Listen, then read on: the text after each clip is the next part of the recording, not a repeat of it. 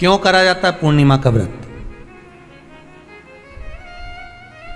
पूर्णिमा का व्रत करने का कारण क्या है बताइए? आप इतने सालों से कर रही हो, कई माताएं कर रही होंगी पूर्णिमा का व्रत। एक समय फलाहार करती हैं, एक समय भोजन करती हैं। भोजन में खीर का होना जरूरी होता है पूर्णिमा के व्रत में, दूध की सामग्री होना जरूरी होती है पूर्णिमा के व्रत में। 12 महीने की पूर्णिमा करो मना नहीं है। और पूर्णिमा उठाने का भी समय होता है चैत्री, चैत्र के महीने की जो पूर्णिमा होती है चैत्री पूर्णिमा पहली पूर्णिमा मानी जाती है, इसलिए चैत्री पूर्णिमा को सिद्ध पूर्णिमा कहते हैं, कार्य सिद्धात्री पूर्णिमा कहते हैं, सिद्ध करने वाले। मनोरथी पूर्णिमा कहते हैं, मनोरथी पूर्णिमा। इसलिए पूर्णिमा का व्रत कहां से उठाया जाता है? चैत्र के महीने की पूर्णिमा से पूर्णिमा का व्रत उठाया जाता है कि मैं महीने की पूर्णिमा करूंगी तो वो चैत्र पूर्णिमा से उसको उठा लिया जाता है। पर उसका एक नियम रहता है, आप फलाहार करें अपनी जगह पर है, पर एक समय भोजन कर रहे हैं वो अपनी जगह पर। भोजन के साथ में मीठे के साथ थोड़ा दूध की सामग्री होना जरूरी होती है। और क्यों करते हैं पूर्णिमा का व्रत, किस लिए किया जाता है, क्यों करा जाता है, उसका व्याख्यान वर्णन शिव महापुराण के अंतर्गत स्कंद पुराण में लिखा गया। स्कंद पुराण में वर्णन किया है श्री वेद व्यास जी महाराज ने। कहा ये पूर्णिमा का व्रत इसलिए किया जाता है कि व्यक्ति का जब मन गलत भ्रम में जाने लगता है, मन जब गलत जगह पर जाने लगता है, तो ये मन को गलत जगह पर ले जाने वाला कौन होता है? तो कहा ये चंद्र होता है। व्यक्ति की राशि के अंतर्गत, व्यक्ति की पत्रिका के अंतर्गत, व्यक्ति की ग्रह दशा के अंतर्गत जब चंद्र बेकार चलता है तो व्यक्ति अच्छा करते करते भी बेकार करने लग जाता है। चंद्र डोल रहा है।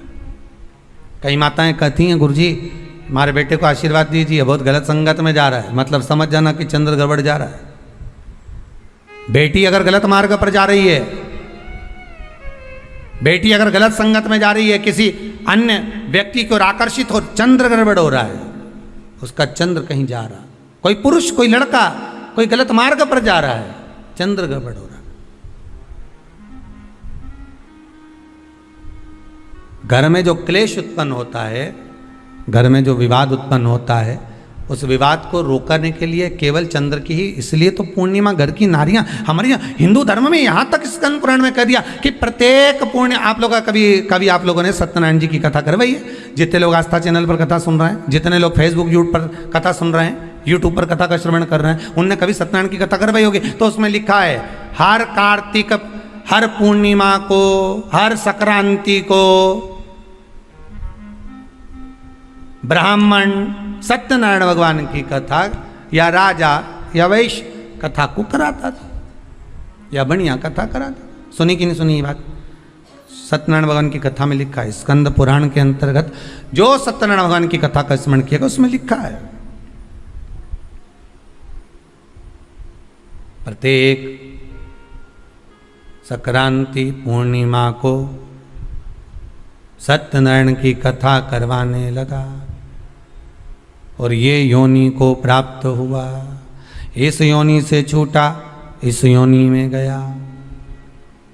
लिखा है, सब कुछ लिखा है। अब उत्ते से समझ जाओ कि पूर्णिमा को सत्यनारायण की कथा करने का बोला है।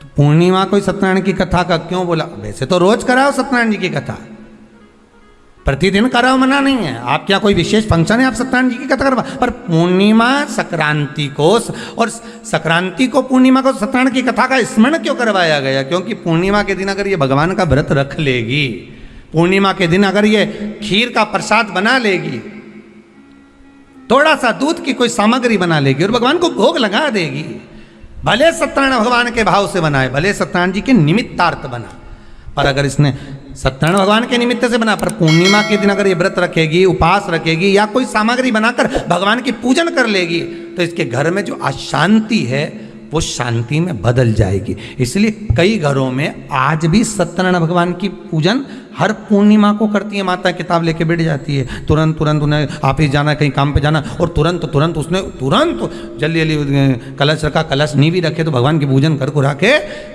ब्राह्मण देवता को बुला लेगी, ब्राह्मण नहीं आएंगे तो खुद कर लेगी, पर करती जरूर है। इतना सा आटा सेक लेगी, पंजेरी बनाई, सीरा बनाई, मिठाई रख दो, कुछ भी करेगी पर सत्यनारायण की कथा कर ले। उसका मन लग गया उसमें, मतलब पूर्णिमा को करना है। उसको करने से क्या होता है? शांति रहती है, शीतलता रहती है। जिसके घर में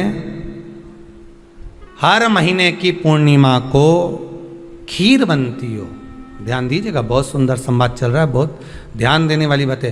प्रत्येक महीने की पूर्णिमा को जिसके घर में दूध की सामग्री बनती हो, दूध की सामग्री तैयार होती हो, खीर प्रसाद तैयार होता हो, उसके घर में कभी क्लेश नहीं हो सकता। चाहे सास बहू एक दूसरे के सामने वो कहे ना, वो सांप और नेवले की लड़ाई क्यों ना, फिर भी शांति हो जाती है।